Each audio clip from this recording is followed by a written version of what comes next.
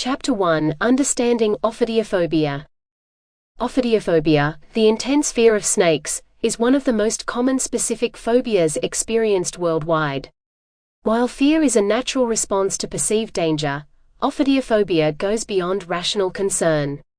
It can trigger overwhelming anxiety, panic, and avoidance behaviors, even in situations where no actual threat exists, such as seeing a snake on television or hearing the word snake in conversation.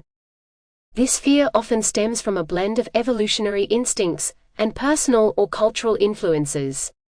From an evolutionary standpoint, our ancestors may have developed an innate wariness of snakes due to their potential danger in the wild.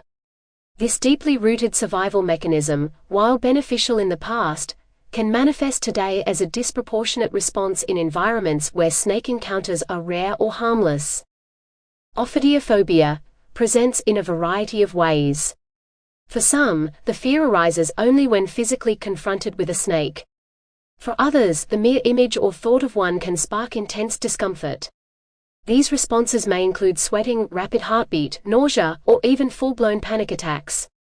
Understanding how this phobia functions is the first step toward managing it effectively. Another important aspect of ophidiophobia is the presence of widespread myths and misinformation about snakes. Many cultures portray snakes as symbols of evil or danger, reinforcing negative associations. In reality, most snake species are non-venomous and pose no threat to humans. This contrast between perception and reality highlights the role of cognitive distortion in the phobia. By learning how this fear takes hold and how it is maintained, individuals can begin to unravel its grip. Education and awareness provide a solid foundation for growth, and understanding the psychological and physiological roots of ophidiophobia prepares us for the practical strategies that follow. With this knowledge, the journey toward overcoming the fear of snakes becomes not only possible but empowering. The nature of specific phobias.